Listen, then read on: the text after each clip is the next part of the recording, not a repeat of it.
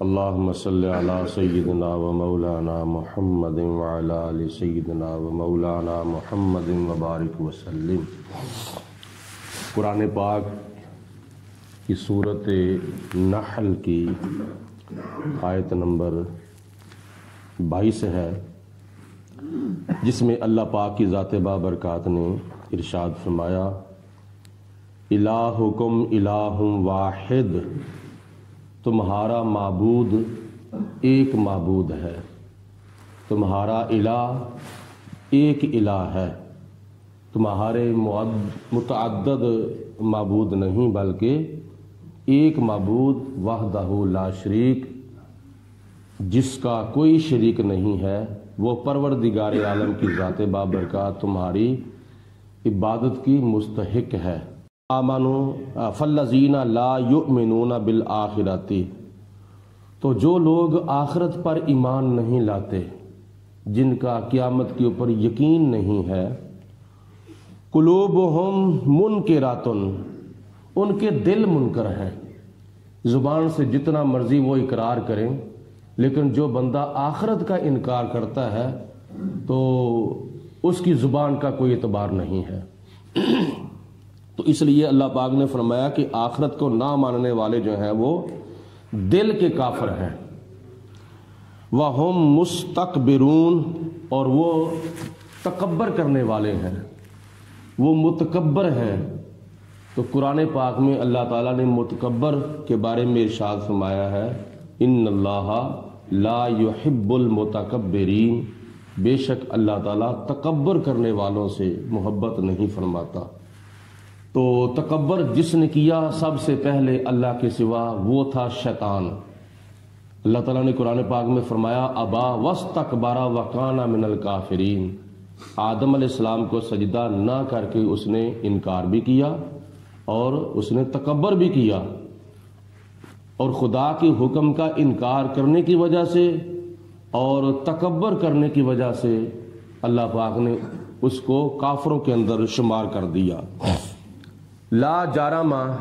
اس بات میں کوئی شک نہیں ہے، یہ متحقق بات ہے کہ ان اللہ یعلم ما یسرون، کہ بے شک اللہ تعالیٰ جانتا ہے ان کافروں کی ان باتوں کو جو وہ اپنے دلوں میں چھپاتے ہیں، وما یعلنون، اور جو وہ اپنی زبانوں پر لاتے ہیں۔ اللہ پاک ان کے دلوں کی باتوں کو بھی جانتا ہے اور ان کی زبانوں کی باتوں کو بھی جانتا ہے۔ انہ لا یحب المستکبرین، بے شک اکڑنے والوں کو، غرور کرنے والوں کو، تکبر کرنے والوں کو اللہ تعالیٰ پسند نہیں کرتا۔ خدا تو عاجزی انکساری اختیار کرنے والوں کو پسند کرتا ہے۔ حدیث پاک میں آتا ہے، نبی کریم علیہ السلام نے ارشاد فرمایا، جو کوئی اللہ کے لیے جھکتا ہے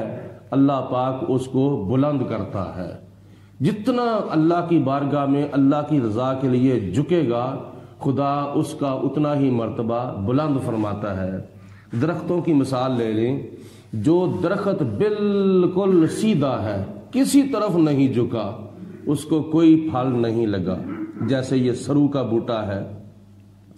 اور جو درخت آدھے جھکے ہیں رکوع کی مانند، جیسے مالٹا ہے، امرود ہے، سیب ہے، ان پھلوں کے درخت جو ہیں وہ آدھے جھکے ہوئے ہیں، تو اللہ پاک کی ذات نے ان کو چھوٹے چھوٹے پھل لگائے ہوئے ہیں۔ لیکن جو پودے بالکل زمین کے اوپر سجدہ ریز ہو چکے ہیں، جیسے یہ تربوز کی بیل ہے، خربوزے کی بیل ہے، تو ان پودوں کو اللہ پاک نے اس قدر وزنی اور بڑا پھل لگا دیا ہے، اتنا وزن ان کا اپنا نہیں ہوتا جتنا وزنی اللہ پاک نے ان کو پھل لگایا ہے۔ تو یہ اللہ کی بارگاہ میں جھکنے کی مثال ہے، جتنا بندہ خدا کی بارگاہ میں زیادہ جھکے گا اللہ پاک اس کا اتنا ہی مرتبہ بلند فرمائے گا۔ تو جو جتنا زیادہ اکڑے گا تو خدا تعالیٰ اس کو اتنا ہی نیچا کر دے گا۔ تو اللہ پاک کی ذات نے فرمایا کہ میں تکبر کرنے والوں کو پسند نہیں کرتا۔ وَإِذَا قِيلَ لَهُمْ، اور جب ان سے کہا جائے، ماذا انزل ربکم، تمہارے رب نے کیا نازل کیا ہے؟ یعنی یہ کافروں کو خطاب ہے کہ جب ان سے کہا جائے کہ رب تعالیٰ نے کیا نازل کیا ہے، یہ قرآن پاک جو ہے تم اس کی کیا حقیقت سمجھتے ہو؟ قالوا اساطیر الاولین، تو وہ آگے سے جواب دیتے ہیں کہ یہ تو بس پچھلے لوگوں کی کہانیاں ہیں، جو من گڑھ کہانیاں ہیں، جو محمد بن عبداللہ اپنے پاس سے بنا لیتے ہیں تو صبح اٹھ کے لوگوں کو سنا دیتے ہیں تھوڑا تھوڑا کر کے، یہ تو پچھلوں کی گزرے ہوئے لوگوں کی کہانیاں ہیں۔ لِيَحْمِلُوا أَوْزَارَهُمْ كَامِلَةً، اللہ فرماتا ہے ایسے لوگ جو قرآن پاک کے منکر ہیں، ایسے کافر لوگ قیامت والے دن اپنے گناہوں کا پورا پورا بوجھ اٹھائے ہوئے ہوں گے، ان کے کندھوں کے اوپر ان کے گناہوں کا بوجھ ہوگا اور مکمل طور پر بوجھ ہوگا، ان کے اپنے گناہوں کا بھی ان کے سروں کے اوپر بوجھ ہوگا۔ یوم القیامت، قیامت کے دن، وَمِنْ أَوْزَارِ الَّذِينَ يُضِلُّونَ بِغَيْرِ عِلْمٍ، اور اپنی جہالت سے جو دوسرے لوگوں کو وہ کافر لوگ گمراہ کرتے تھے، ان گمراہ ہونے والے لوگوں کے گناہوں کا بھی بوجھ ان کے اوپر ہوگا، ان کا اپنا بوجھ بھی ان پر ہوگا، اور جن کو انہوں نے گمراہ کیا تھا دنیا کے اندر، ان گمراہ لوگوں کے گناہوں کا بوجھ بھی گمراہ کرنے والے لوگوں کے سروں کے اوپر ہوگا۔ تو یہ کیسا دن ہوگا ان کے لیے کہ اپنے بھی انہوں نے گناہوں کے بوجھ اٹھائے ہوئے ہوں گے، اور جن کو الٹی طرف لگایا تھا، جن کو ٹیڑھے راستے پہ لگایا تھا، جن کو گمراہ کیا تھا، جن کو اللہ اور اللہ کے رسول سے دور کیا تھا، جن کو قرآن سے دور کیا تھا، جن کو دین سے دور کیا تھا، گمراہ کر دیا تھا، وہ گمراہ ہونے والے جو لوگ گناہ کرتے تھے ان کے گناہوں کا بھی بوجھ گناہ کرنے والوں پر قیامت کے دن ہوگا۔ تو اس لیے خود بھی نیکی کرنی چاہیے اور دوسروں کو بھی نیکی کی طرف لگانا چاہیے۔ آج کل یہ بڑا ایک سابقہ یہ کئی لوگوں کا معمول بن گیا ہے کہ خدا نہ خواستہ اگر کوئی فیس بک کے اوپر چول مارتا ہے، کوئی ایسی چیز کسی کو بھیج دیتا ہے تو وہ آگے شیئر کر دیتے ہیں، کوئی الٹا سیدھا کام ہو، کوئی گانا ہو گیا، کوئی ڈرامہ ہو گیا، کوئی اس طرح کی بے حیائی والا کام ہو گیا تو آگے وہ شیئر کر دیتے ہیں۔ بھائی اللہ کے بندے، تجھے تو اس نے بھیج دیا ہے، تو اس کو ڈیلیٹ کر دے، تو کسی اور کو گناہ کے اندر ملوث نہ کر، اور تو اپنا گناہ بھی قیامت کے دن اپنے سر پہ اٹھائے گا، تو تیرے شیئر کرنے کی وجہ سے جتنے لوگ دیکھیں گے اور اتنے لوگوں کا گناہ جو ہے وہ ان کے سر پر بھی ہوگا، اور قیامت کے دن تیرے سر پر بھی ان سب کا گناہ ہوگا۔ تو اس لیے نیکی کرنی چاہیے اور نیکی کی دعوت دینی چاہیے۔ نبی کریم علیہ الصلوۃ والسلام نے ارشاد فرمایا کہ اگر کوئی اچھا کام شروع کرتا ہے تو اس کو بھی ثواب ہوتا ہے، اور جو اس کی طرف دیکھ کر اچھا کام کرتا ہے تو اس کو بھی ثواب ہوتا ہے، اور جتنے لوگ اس کی طرف دیکھ کر اچھا کام کریں گے، نیکی کا کام کریں گے، تو ان نیکی کا کام کرنے والوں کو بھی ثواب ہوگا، اور جس نے اچھا کام شروع کیا ہے اس کے نامہ اعمال کے اندر ان سب لوگوں کے اچھے کام، نیکی کے کام کرنے کے برابر اس کے نامہ اعمال کے اندر بھی ثواب لکھا جائے گا۔ اور جو کوئی برا کام شروع کرتا ہے تو اس کو بھی گناہ ہوگا، اور اس کی طرف دیکھ کر دوسرے لوگ جتنے بھی برا کام کریں گے، اس کے اوپر عمل کریں گے، اس کے پیچھے لگ جائیں گے تو ان کو بھی گناہ ہوگا، اور ان سب کے برابر، ان سب کے گناہوں کے برابر برا کام شروع کرنے والے کے نامہ اعمال کے اندر برے کام کا جو ہے عذاب اور گناہ جو ہے وہ لکھا جائے گا۔ تو اس لیے جس طرح وہ خربوزے کی طرف دیکھ کر خربوزہ رنگ پکڑتا ہے نا، تو تم بھی ایک دوسرے کے لیے ایسے کام کر کے دکھاؤ تاکہ تمہاری طرف دیکھ کر وہ لوگ نیکی کا کام کریں، نماز کی طرف آئیں اور نبی پاک علیہ الصلوۃ والسلام کی سنتوں پر عمل کریں۔ جیسا کہ جمعے والے دن کچھ لوگ جلدی آ جاتے ہیں اور کچھ لوگ جو ہیں وہ دیر سے آتے ہیں۔ بھائی دیر سے آنے والوں کی طرف نہ دیکھو، جلدی آنے والوں کی طرف دیکھو۔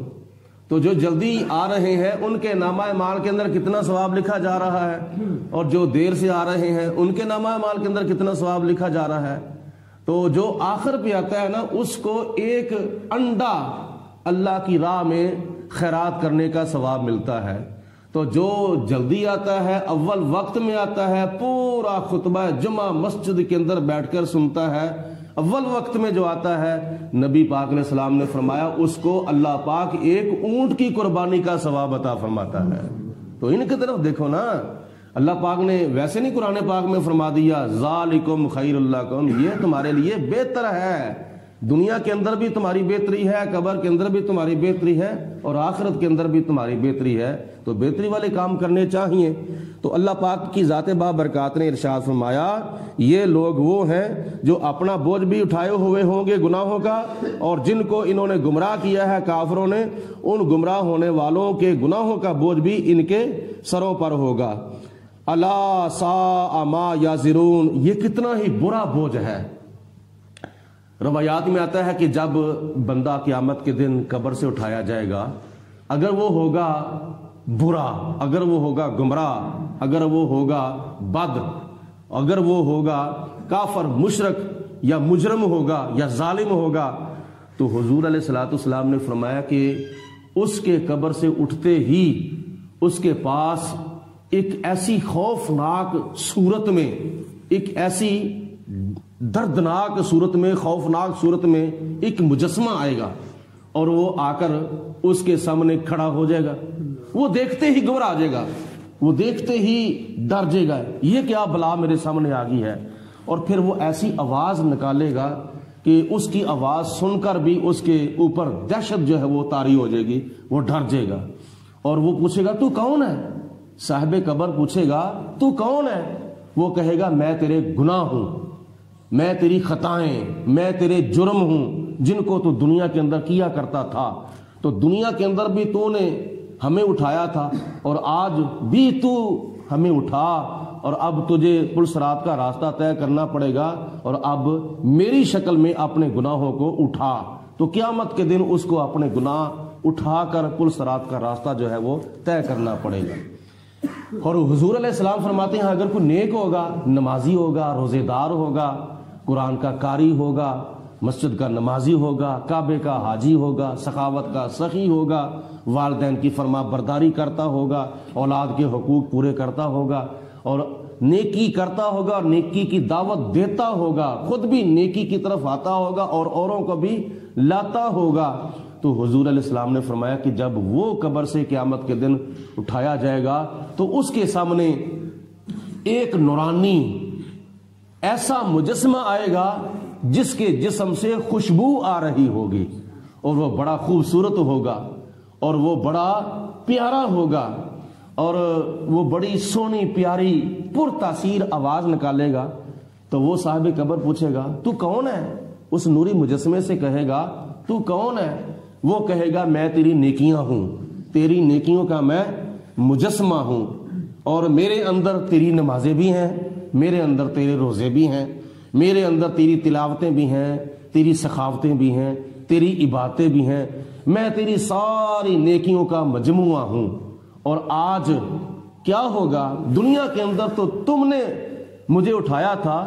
اور آج قیامت کا دن ہے، قبر سے تو اٹھایا جا رہا ہے، اب تو نے پل صراط کا راستہ طے کرنا ہے، اب تو میرے اوپر سوار ہو جا، میں تجھے پل صراط کا راستہ طے کرا دیتا ہوں۔ یہ نیکیوں کا اجر اللہ پاک قیامت کے دن اس وقت عطا فرمائے گا کہ جب کہ اس نے ابھی پل صراط کا راستہ طے نہیں کیا ہوگا۔ بعض روایات میں آتا ہے کہ جب بندے کو قبر کے اندر دفن کیا جاتا ہے تو اس کے گناہوں کی وجہ سے، اس کے گناہوں کی وجہ سے اللہ کا عذاب آتا ہے قبر کے اندر۔ اس کے پاس جب اس کا عذاب آئے گا سر کی طرف تو نمازیں آگے کھڑی ہو جائیں گی، جب وہ عذاب آئے گا ہاتھوں کی طرف تو ہاتھوں کے ساتھ کی ہوئی نیکیاں جو ہیں وہ اس کے آگے آ کے رکاوٹ بن جائیں گی۔ ہاتھوں سے کیا ہوتا ہے؟ ہاتھوں سے سخاوت ہوتی ہے، ہاتھوں سے رزق حلال کمایا جاتا ہے، ہاتھوں سے والدین کی خدمت ہوتی ہے، ہاتھوں سے یتیم بچوں کے سروں کے اوپر پیار دیا جاتا ہے، ہاتھوں کے ساتھ اور بڑی نیکیاں ہوتی ہیں. ہاتھوں سے کیا نام ہے لوگوں کی خدمت بھی ہوتی ہے, سخاوت بھی کی جاتی ہے. تو یہ نیکیاں جو ہیں ہاتھوں کی کی ہوئی اس عذاب کے آگے رکاوٹ بن جائیں گی اور اس عذاب کو ہاتھوں تک نہیں پہنچنے دیں گی. اگر وہ عذاب آئے گا آنکھوں کی طرف تو آنکھوں کے ساتھ جو نیکیاں کی ہوں گی وہ اس عذاب کے آگے رکاوٹ بن جائیں گی. تجھے نہیں پتا یہ وہ آنکھیں ہیں جو اللہ پاک کے کلام کی تلاوت کرتے ہوئے قرآن پاک کی زیارت کیا کرتی تھیں؟ یہ وہ آنکھیں ہیں جو اپنے والدین کا چہرہ دیکھا کرتی تھیں. یہ وہ آنکھیں ہیں جو خانہ کعبے کی زیارت کیا کرتی تھیں. یہ وہ آنکھیں ہیں جن کو کبھی کبھی خواب کے اندر دیدار مصطفیٰ بھی ہو جاتا تھا. یہ وہ خوش نصیب آنکھیں ہیں. تو ان آنکھوں کو جا کے لگ رہا ہے, میں نہیں تجھے لگنے دوں گا. پھر وہ عذاب کبھی کانوں کی طرف جائے گا, کبھی زبان کی طرف آئے گا, کبھی پاؤں کی طرف آئے گا. یعنی جسم کے مختلف اعضاء کے ساتھ جو نیکیاں کی ہوں گی وہ نیکیاں اس جسم کے حصے کے آگے آ جائیں گی, عذاب اور جسم کے حصے کے درمیان رکاوٹ بن جائیں گی. تو نیکیاں زیادہ سے زیادہ کرنی چاہیے اور برائیوں سے بچنا چاہیے.